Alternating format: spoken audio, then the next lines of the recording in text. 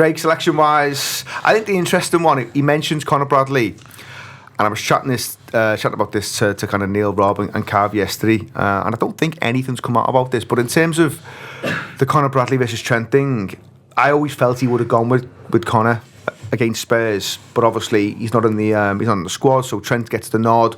How do you see that kind of developing over not only Sunday but the next kind of the next 4 games really? Well, I think it was a knock last week that they didn't want to risk him apparently. So I think he'll have been fucking devastated. Do you think he would have started last week? If he was fit? Yeah.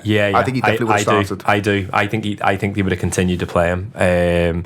I think now it's funny because whatever he does, it becomes a statement. So, look, I think Trent starts this weekend. The way he spoke, he said Conor was in training today, and so would be in the squad, but not necessarily to start, I think is what Slot said. I saw in some of the tweets.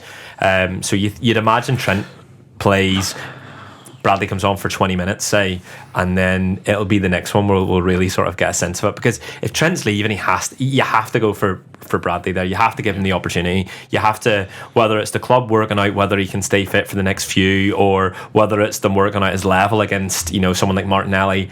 If it would feel mad just to avoid any sort of news stories around the fact that Trent would be inevitably going if he wasn't to start. It'd be mad just to use that as the reason. But this weekend, I think it's Trent. That was one of the things that I liked about last weekend, by the way. And I know it never was going to happen in the way that it did against Leicester. I was at Leicester, and it was a strange feeling, sort of, when Trent scores or when he comes on first of all, and then when he scores and the first time he got the ball. And so it was strange and not nice and made me uneasy, and I didn't know where I felt and sort of how I felt. But it was actually really nice at the weekend, I thought, when he gets his song and all of that. So it doesn't feel as if there's going to be any problems with the fans. It feels as if some made their sort of the way they felt, they were vocal about it and they've got it out of their system, I hope. And now over the next few games, it's about what's the best for Liverpool at the end of the day. And the best for Liverpool, in my opinion, will be as soon as Bradley's fully fit to play 90. He plays 90, he starts, and Trent gets sort of 10-15 minutes at the end of them. I'd agree with that, Sean. I think the Trent thing, we'd all probably thought it was done and dusted. There's been one or two maybe little things in the kind of social media world where people have put maybe one or two doubts in people's minds. Could he stay? It still feels to me like he's more likely to go. And if that is the case, then Arne Slot's job is to look after Liverpool's long-term interest, and the long-term interest are Conor Bradley, really. Yeah, 100%. I disagree on last week. I think he would have played last week. I think Trent. Yeah. Trent. I think Trent would have played if Bradley was there, regardless. Because I think just the way he scores at Leicester, the praise that he got around his professionalism, how he's built himself back up, and I think that the Dutchness of Slot just wanting to get the job done. I think he would have played him because I think he'd see him as a better option than Bradley, and that's not against Bradley. That's just everything that Trent's done. So I think he would have played regardless last week. I think the rest of the season's very interesting, and I think he's almost got the excuse that we've won the league, and it doesn't have to be because Trent's leaving. It can be because exactly what he said today. He wants to give all the lads who haven't played that much a chance. So I think yeah, he should play Bradley, and I think Trent's is 99% going, isn't he? So the right thing to do for Liverpool is to play Bradley, because you want to get him as many minutes as possible. You want to get him, playing with his teammate as much as possible. That's not to say he hasn't, but it's just to say that it's the right thing for Liverpool at the end of the day. So it's a shame he got the knock. It's really bad timing, isn't it? Do you know what I mean? For him, because this is sort of his time, and I hope that he is fit enough to play and start the last three. Do you know what I mean? Because he's good enough, and I think that if we're going to back him for next season, let's get him the game time now.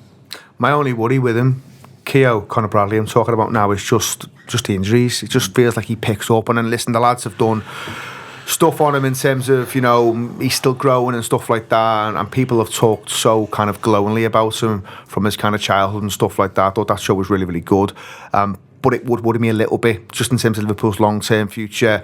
You need a right back who's going to be playing more often than not. We know in other areas of the pitch where we have suffered with people just missing too many football matches. That, for me, it's not really a quality thing, it's just an availability thing with him, because it looks to me like he's got all the tools you'd need. I think he's brilliant. You're right, given his age as well, we've got to be very careful with his injuries. I agree with what everyone said on Conor Bradley. I mean, there's only a few games left of the season, but it's a few more games experience The manager knows better than anyone the situation with Trent.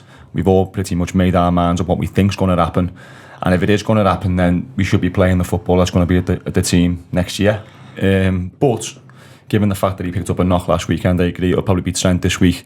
And going forward, it depends on Bradley's fitness and where the injuries are, whether he plays much between now and the end of the season. But if they were both fit, I think Slot would have played Trent last week. I think Slot thinks Trent's the better footballer overall. I think he's played his professionalism, as you said, and there was still a job to be done. But now the job's done, I'd 100% play Bradley every time.